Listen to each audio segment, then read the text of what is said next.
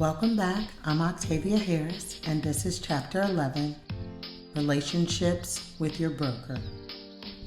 This is where you can negotiate, enter the seller's percentage, or the amount of commission and the terms inside of the agreement.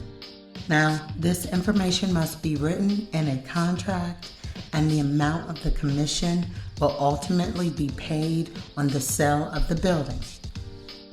The seller's declaration. The seller's declaration is a document in which the seller reports any situations, problems, or elements that have arisen during his possession of the building or which he is aware and which could possibly reduce the value of the property. Generally, the seller must therefore answer a series of questions on various subjects about the property, and here are some examples that you may find in the seller's declaration that you would need to answer. Has the property experienced water filtration problems or had any foundation issues?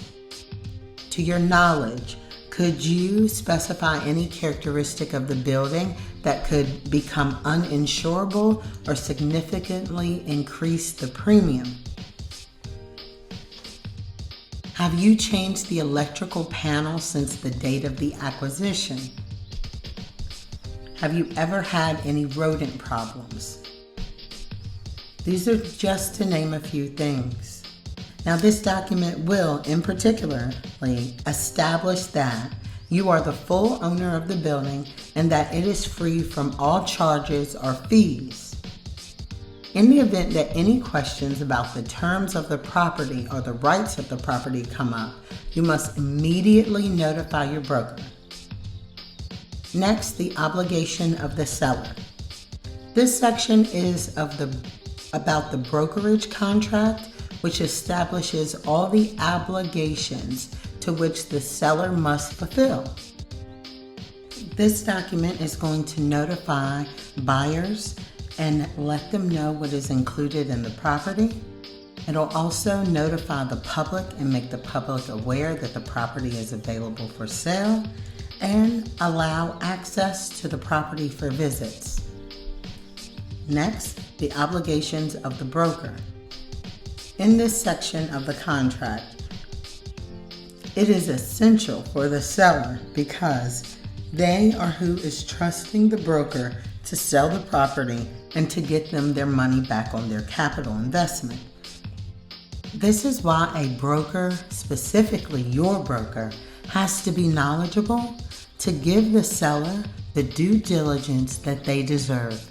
And these due diligences that a broker should give you include but are not limited to information, loyalty, publicity, conflicts of interest, and several things in between. Please take your time and read this section of your contract carefully to be aware of any obligations that your real estate professional may have. Next, the signature of the brokerage contract. Before signing your brokerage contract, please read it carefully to understand each element that is contained in it fully. Do not hesitate to ask your broker questions if you do not understand specific points. Next, the description sheet.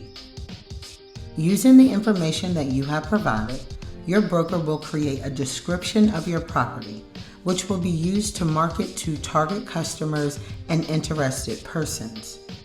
At this time, you must make sure that all the information contained in it is exact and has no errors that have crept in. If you discover an error on this form compared to the information provided in the brokerage contract, the broker should correct this error and then send you a new copy subject to your approval.